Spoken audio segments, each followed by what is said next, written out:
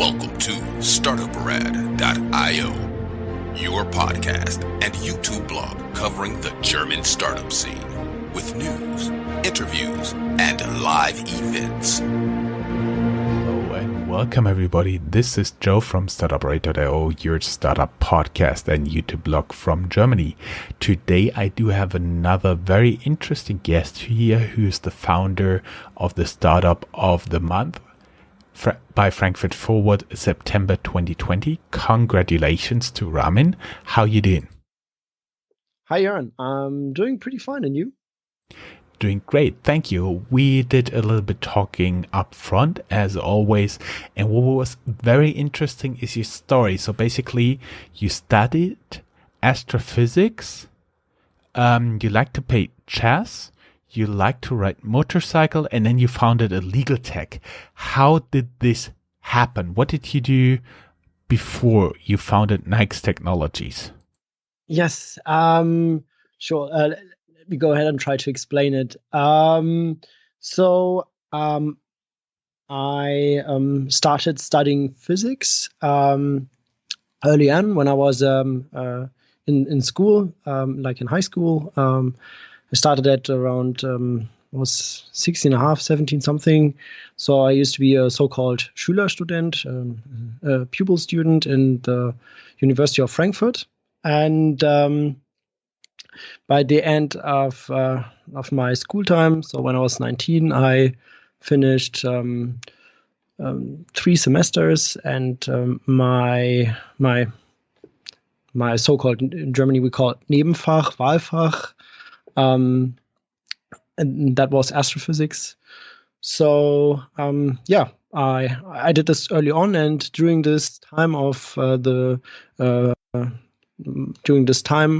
had the opportunity to also look into other fields, and I was particularly interested in cognitive linguistics. So I was I took a look into some lectures and was pretty amazed by it. So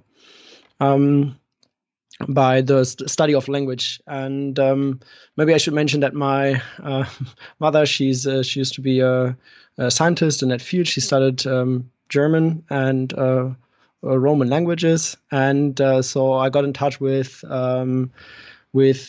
linguistics quite early. But what was I really curious about is bringing different fields together, like the algorithms of mathematics into language. And I mean, that field already exists. It's nothing new. It's called computer linguistics. And in that particular field, there's like a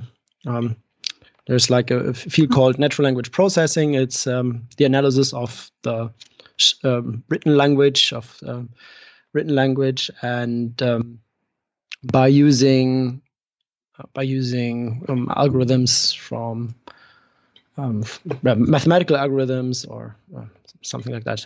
So that was what I was really curious about. And the thing with physics is, now I explain why from how do I get from physics to something like linguistics is it's pretty easy to explain, because like you said, I was interested in that field, astrophysics. It was my specialty. I was really always curious about that. And in astrophysics, there are multiple models brought together to explain the phenomena in the universe, like thermodynamics, mechanics, and so on. And so that's was mainly astrophysics, about bringing different models from different areas together and see if they could work. And that's what I tried to do for the language part, right? So I was pretty early trying to experiment, having some side projects to analyze language, trying to invent some algorithms on my own to analyze the written languages. And so I had some projects on my own, was doing it for most of the time. Nothing really worked out until I came across to meet some great guys, and they helped me actually taking it a little bit more serious, because they realized, okay, this one particular project is something you could maybe benefit from, and that was NAIX. If you like, I explain it a little bit more detail, but I feel like I'm already talking like way too much. Actually, you had me smile, because when you made the connection between linguists who study the structure and the words in order to understand language, and lawyers on the other side who try not to be understood, it kind of was an antithesis for connecting those two. But nonetheless, that apparently worked for you. We are already at the point where you founded NAIX. Up front, how did you get to this name? It stands for Natural AI X, so Natural Artificial Intelligence X. And the X means? And X means it's a mystery. Like you know, probably Google X Labs. You know, some sort of secret. I mean, okay, I found it pretty cool. So we registered that word as well. It's a registered trademark in the European Union, Canada, USA, and Switzerland. So it belongs to us. I see, and the X means nothing. Okay, that's fine. It has a meaning. Like it's a mystery. Like I said, like it's like, you know. But yeah, well. I'm sorry, didn't want to push you there. What was the basic idea how you guys are started out NAIX? What was the problem that pushed you towards setting up a serious company, kind of betting your financial wealth and future on a problem? What was the problem?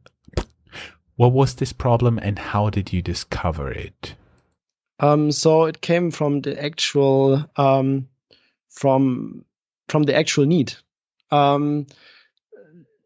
Okay, it's hard to explain the way I went. Maybe we talk about that another time. But I was I have a really good friend who gave an introduction to Markus Rohn, and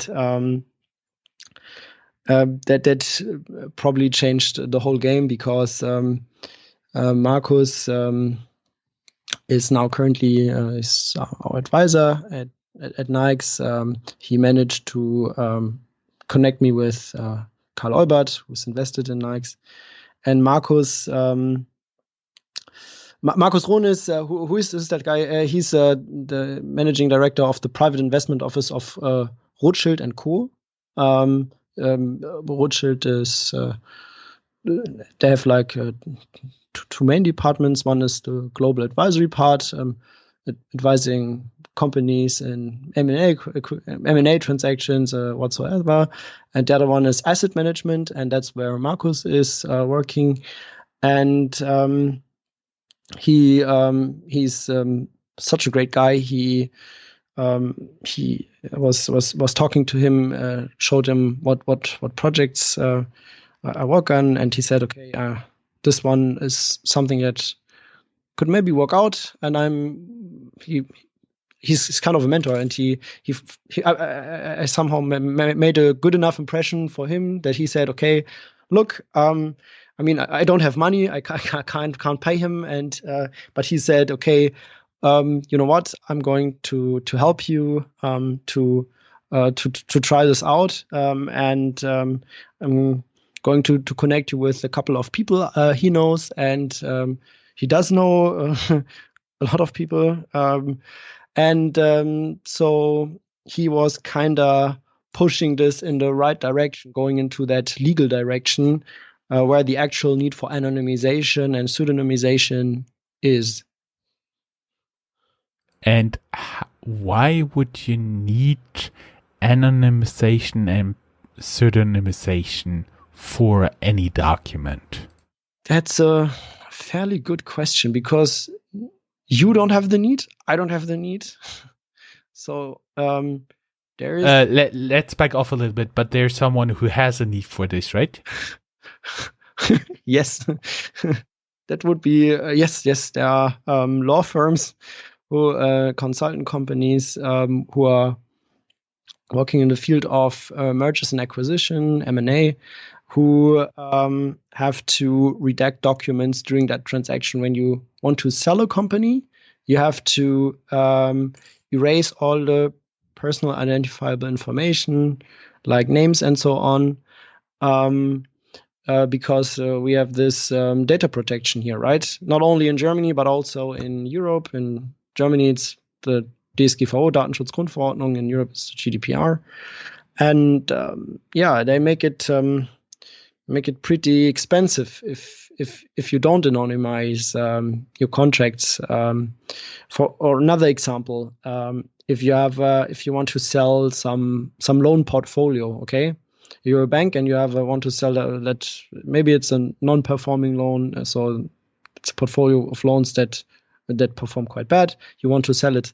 But there are a lot of consumer information there, right? So when you're going to sell that, the investor who's going to buy that portfolio is not allowed to see that, for example, you or myself have like a loan in that bank. They don't need the personal information. They just need the information, the size of the loan and whatsoever, and the payment details, but they don't need our names. So may I interrupt you here a little bit? So basically, there is a certain phase in an investment. It's usually called due diligence, where the investor checks all the data. So multiple investors will have a look into the loan documents in order to evaluate if they're real people, no fake loan whatsoever.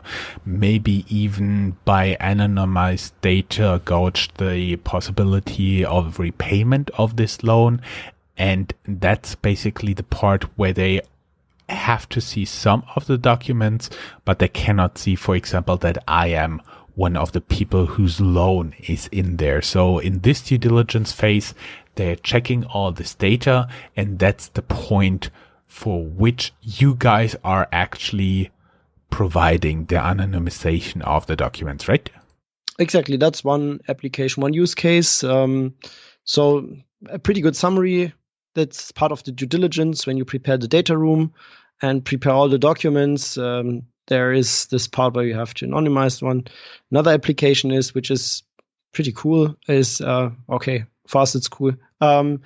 Is when what's that word in English? Untersuchungsausschuss, when they have like when the German government is trying to investigate a certain case, they have to they get some information from, let's say, like the BND, Verfassungsschutz, and so on. But if those institutions provide the material, they have to anonymize that data as well due to data protection. So there's also the public sector, which has a high interest. Or that's an investigative committee which can be frequently seen in the US because they are live broadcasted there. Exactly. Okay, great. Yeah, that thank you very much. Then again, when you have where else? Of course, knowledge management, another field. When you have like a contract, you don't want to. You have one. You wrote one contract as a lawyer, and you want to use that for a different maybe case, or you want to use some patterns, use some blocks in that document. But due to Chinese walls, you're sometimes not even allowed to share that document within the same law firm, which makes knowledge management pretty hard. So even though some other colleague of yours, maybe from another city, from another location, worked on a similar case, and you would like to use some specific data in there, it's not that easy. You have to redact or even anonymize the contract and then share it. So makes knowledge management way easier if you have like an automated solution where You get your contract, you put it into your database, and then everyone has access to it. We may add, because not everybody here is from a corporate background, a Chinese wall is no physical wall you actually put up in a company. Don't get that wrong. It's a wall where on the one side, for example, one team in a bank is working with the buying side of a to buy a company, like for private equity company, and on the other side, another team, maybe somewhere else, is working on trying to sell the company, and they cannot share information. And this forbidding to share information of some kind, that is called a Chinese wall. I don't know why they call it Chinese wall, maybe because the Chinese wall is the longest in the world, but that's the name given to it. So you as a consumer have the right to DSGVO section 15 to retrieve any information, a company where you're a customer, are to retrieve that information. And so that's the biggest pain point for basically all companies. Let's say an insurance company where you have chat protocols, where you have emails, where you have contracts and all that stuff, and you have that right to know where your personal information is and retrieve those documents and those files. You can imagine if you have like an insurance company of millions of customers, that's a true nightmare. So if I go to my insurance company and say, I want to read off my emails and all the chat protocols, give that to me, they have to fulfill that. So in one case, they had like 10,000 of chat protocol pages that they have to redact. So, and after 1 hour, they managed to redact 10 pages and came back to the customer and said, okay, it's technically not possible with manpower to do that work manually. Okay. You see, so what happens here? The companies tend to accept the fines that you get when you not complying with DSGVO, especially in the field of Kartellrecht. Antitrust law, yes. Here we go.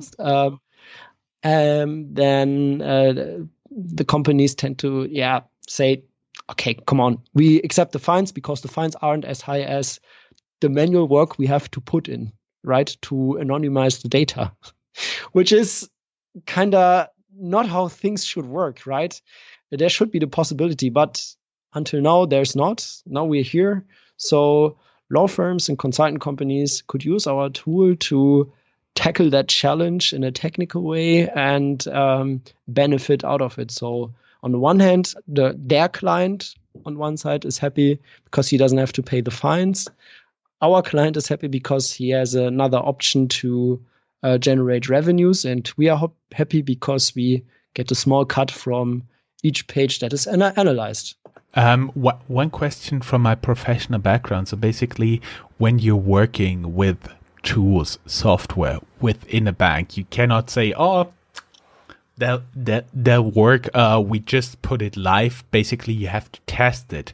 And in order to test it for real, you have to use some type of test data. Usually the best is anonymized client data. So the people, the consultants or IT servicing companies or so on and so forth who don't belong to the bank have no right to see the client data. So you have to anonymize it again. And you want to have real data, the best or close to real data, to make sure your tool actually works and your software is not breaking down, especially for a bank. That would be horrible. So there are regulations in place. And my question would be, could you also do that with your tool? Sure. Yeah, that's what we are here as well. And I would go even further. If you want to train your models in NLP, right? You need some data, some contracts. But the law firms, they're definitely not giving you like client-based contracts, like some real life documents. They really don't do that. So what we make possible is that those law firms can generate those templates or those anonymized data for other software companies to make them even shareable. So after you have like a pseudonymized document, on one hand, software company benefits from it because it has access to a huge data set, and the law firm benefits from it since it gets tools that makes the legal work even more efficient. And that's like where legal tech is going right now, making the lawyers' work as efficient as possible, because there are a lot of tasks out there that are repetitive. Best example is anonymization. Nobody actually studied to look for names and addresses and whatsoever inside a document, redact it, and then upload it to the data room. It's really tedious, time-consuming, and annoying work. I mean, when you've been talking about that, I was personally thinking about the people with the three-letter acronym agencies here or across the Atlantic. Actually, they also have to do a lot of redaction in everything they're doing. Would that be also a possible application of your tool? Definitely. Definitely, like I already mentioned, like the Bundesnachrichtendienst BND in Germany, who does that. Are they? I know, just between you and me and like 250,000 people who will listen to this, is the German version of the CIA, the Bundesnachrichtendienst, is it one of your clients? No. No, not at the moment.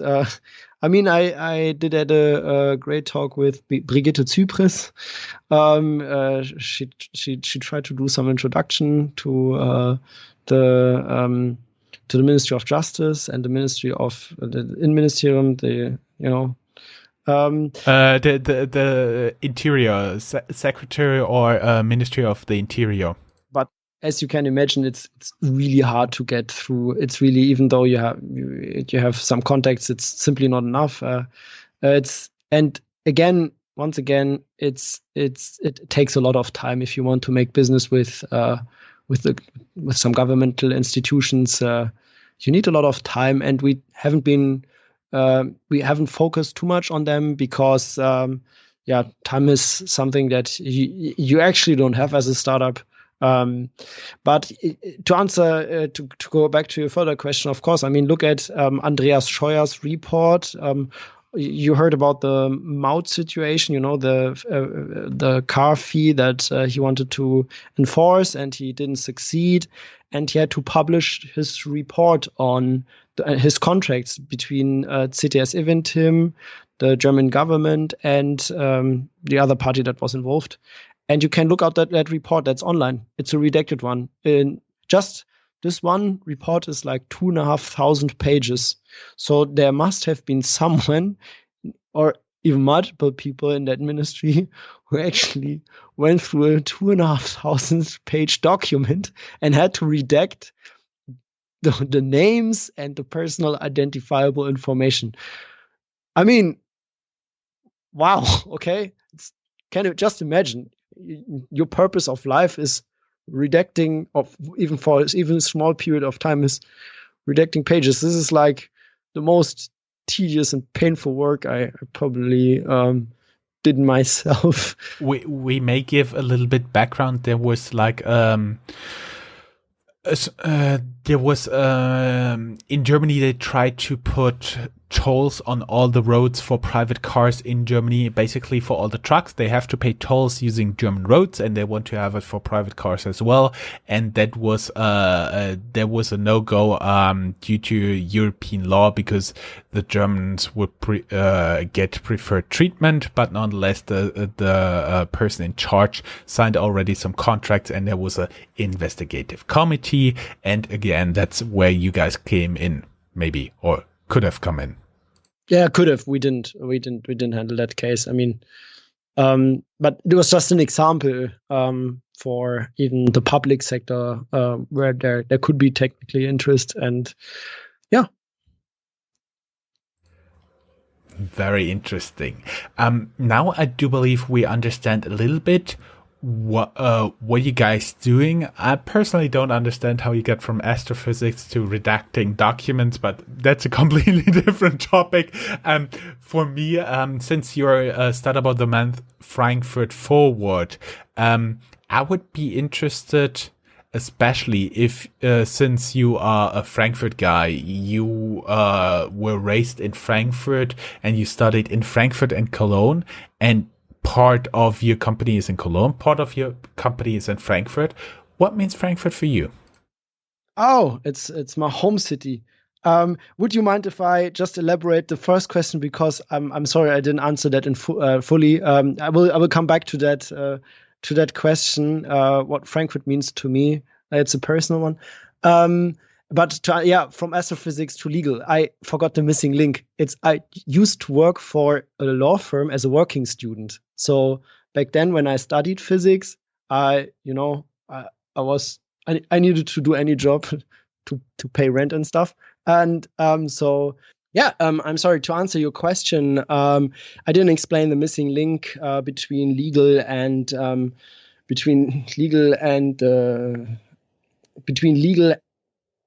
astrophysics exactly, or mathematics in general. How did I come there? I used to work as a working student in a big international law firm. And it was there where I made my first contact into the legal world, and where I experienced the problems lawyers have. Even though I wasn't a lawyer, I was just a working student. I was like a paper boy, doing basic stuff, copying stuff, IT stuff, delivering internal mails, the physical letters, the newspapers and stuff like that. Yep. Yeah, like nothing too fancy. It was just something I could pay my rent, and I could make a living out of it. It was a good time. It was a really good time, but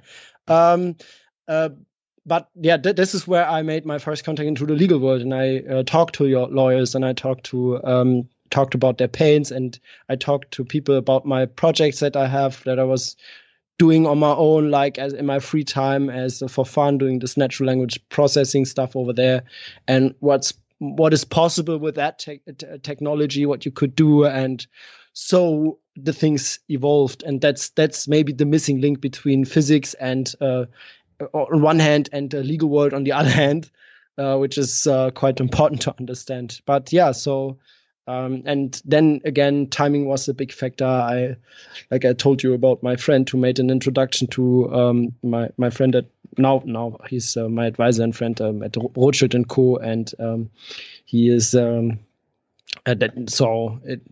the things came together. I mean, I did try out a lot of stuff before, like most of the stuff failed. That's like typical for founders, that they did try out a lot of stuff, try to monetize a lot of stuff, but fail. And this is one stuff I actually curious, most curious about, because the legal world is a pretty close society, I would say. It's they mainly work in the background. You probably don't know the biggest law firms in the world, but they are advising the big companies in the world, right? Not only doing transactions, but doing their legal work. I mean, right now we are getting advised by one of those big law firms as well. We are advised by CMS, Hasche Sigle, when the Equip program. So they have like a program to advising startups at a little bit reduced fee of what they usually take, and advising us in the legal fields. They're doing our contracts, and so I on one hand I have the law firms as my clients, and on the other hand we have a big law firm who which helps us to negotiate, to build those contracts, and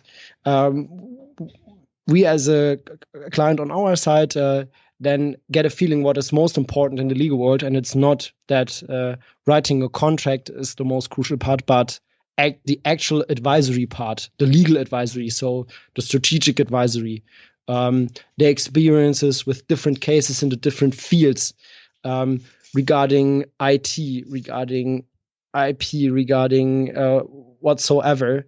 And that's where they have a high expertise, and that's what I'm also really willing to pay for, that they actually advising us in those particularly areas. What I really do not like to pay for is like the standardized contracts. I mean, nobody likes to pay for them because everyone knows how it works. But it's more of the advisory part, taking a deeper look at what's the case here, what we're working on, and then writing some legal stuff around there. So yeah, that's that. And now finally we get to the point. What means Frankfurt for you? Since we discussed up front, you've been raised in Frankfurt. You studied in Frankfurt, then you also studied in Cologne, and now you have a company which is formally headquartered in Cologne, but you also do have a large presence here in Frankfurt. So what means Frankfurt for you? So yeah, wanted to go back to that question. Good question. So I was raised in Bergen-Enkheim. That's part of Frankfurt, and it's my home city. I grew up there, lived there for most of my time, for about 20, 21, 22 years. My parents still live there. A lot of friends are, or at least, the most important, many important friends live in Frankfurt. So I still have a connection. It's not only that there are the big international law firms, the investment banks are located there, but also my family and friends, which means a lot, obviously. I mean, Cologne and Frankfurt, they're closely connected. I can take the ICE. It takes about an hour to get there, which is pretty nice. Our office here in Cologne is closely located to the central station. And then again, in Frankfurt, we have that office, like you mentioned. We're located there in Reinvent Law. Reinvent Law is a co-working space, but also a network. So their members are primarily from the legal tech area, and they have a strong focus in connecting not only the members to each other, but also the members with huge companies. And so we are getting some leads from over there, and we are getting nice conversations over there, and we are quite flexible. If you want to work in the Cologne office or in the Frankfurt office, it actually doesn't matter. I mean, you can work from home as well. But yeah, that's that. Maybe I mean, we can talk about personal stuff as well. I really like to do that. You said in your material that your podcast is also it's for entrepreneurs, from entrepreneurs, from founders to founders, which is pretty nice. So what I always try to do, I had a talk here in Cologne with the Entrepreneur Club Cologne. I speak to other founders. I try to tell them a lot about my own failures, but also about the personal stuff. So if you have any specific question, I'm always up to answer it in a openly and the most transparent way. I usually do have a closing question which tells some about a person. I give you first a question, and then I talk a little bit so you have time to think. If you could describe your life either as a book title, a movie title, or combination of both, what would it be and why? Okay, that's the time Ramin actually has for his thinking. Guys, keep in mind we are available on Patreon, and make sure to like and subscribe our video here. Thank you very much. The question is really hard. If we could talk about some other stuff in the meantime, because I really have to think about that. It's a good question. For everybody who's watching this on YouTube or listening to the audio recording, actually we took here a break of about an hour, so Ramin had time to think. Exactly. But maybe I can. Okay, but maybe in the meantime, I can talk about some other stuff about founding a company in general and what it means personally on a personal level. Maybe that's Yeah, sure. Totally fine. because that's something people do not like to talk about because if you talk about them like not before camera but behind, you get the feeling that there are some patterns. And I'm talking about mostly the failing part, about the part of life, which is not so much talked about because, especially in these times where with LinkedIn and YouTube and especially Instagram, you have to make a good looking like you just get followers and attention if you're talking about your success, what you already achieved, what you managed to do in your long life. Oh my God, look at me! I'm so super fucking cool. I'm so amazing. And people do not talk about the failure part, but most of those people did fail a lot in their life, and as well on the personal level, and I did too. I think the best example I can give you is that I have multiple good examples. Maybe I start with that one that I was once in a hospital for about 2 weeks because I got the medics had a breakdown, a nervous breakdown, and it was not only a nervous one, but it has also like some physical stuff with it. I couldn't speak anymore and stuff like that because, and I was put into the hospital because I thought I had a stroke. This is now two years back, 2 years ago. But being in the hospital, dragged with that ambulance, going crazy, and people talking about what you might have, thinking that you have now a stroke, is something that lets you rethink some decisions you made. And then lying there in the hospital for about 2 weeks, I was probably, oh my God, I don't want to be in the hospital anymore. After 2 weeks in a hospital stationary, it's it was really painful. And it's because I took my work really serious. I was what I do is fun and stuff, and I like to do it, but I tend to be really extreme in what I do, and one of those results might be that you suffer physically in an unhealthy way, not in a healthy way. And this is probably something. Another thing is that I lost my girlfriend. My relationship ended after 10 years of after 10 years of having that relationship. That's probably the biggest loss of my life. And why is that? I mean, of course, I cannot explain in detail why a relationship between two humans might end. It's way too complex in an interview to explain that.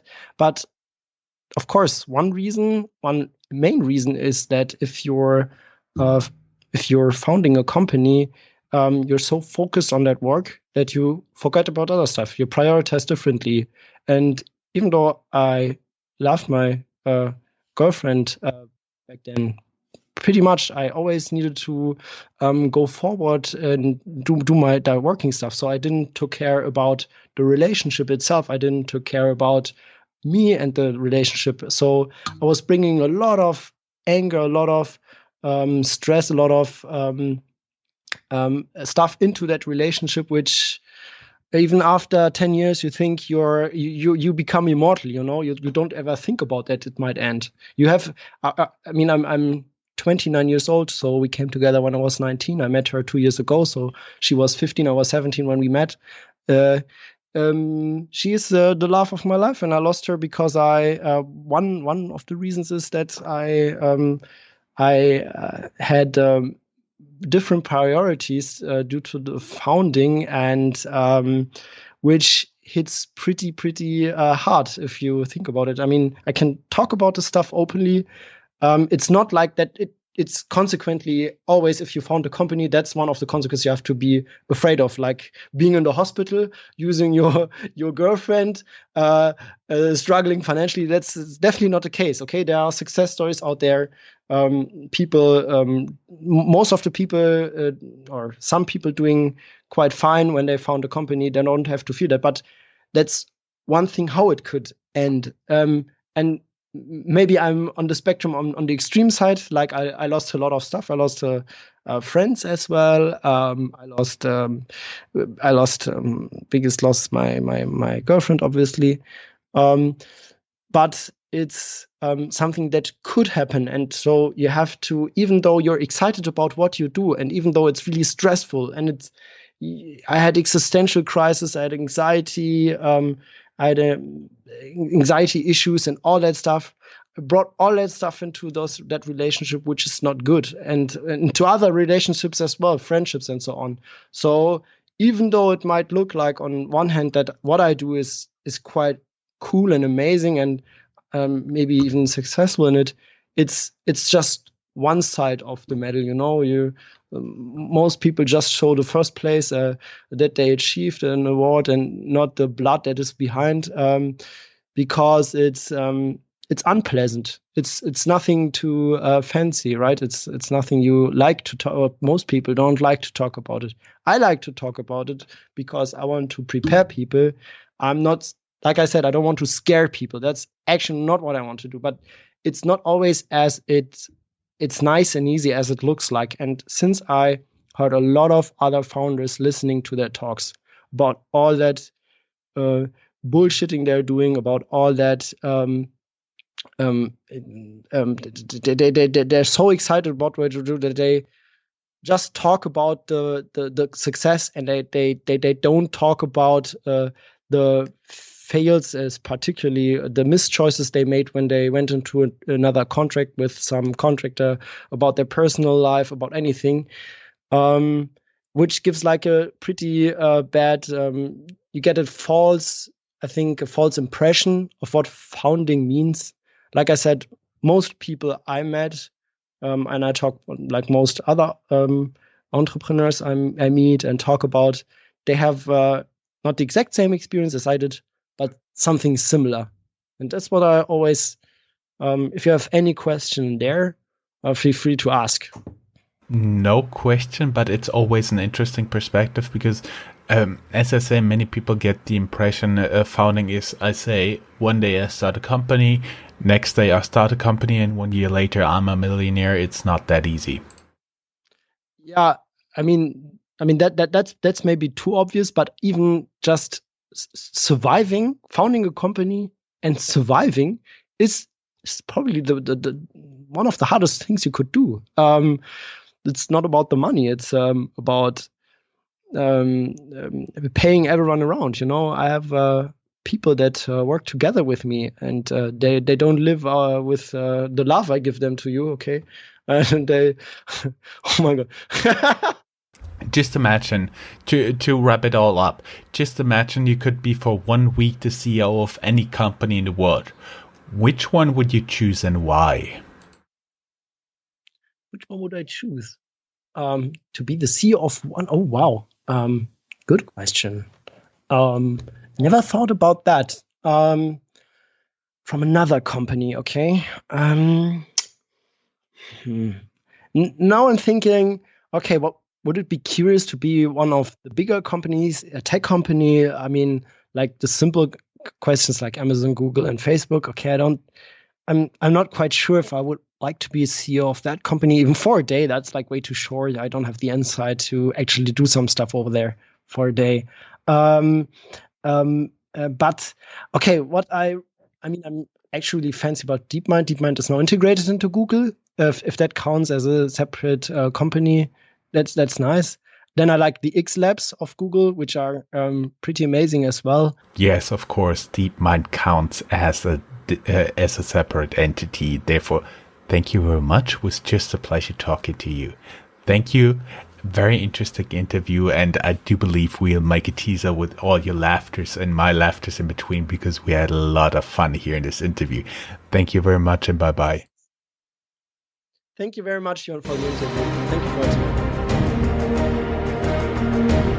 That's all, folks. Find more news, streams, events, and interviews at www.startuprad.io. Remember, sharing is caring.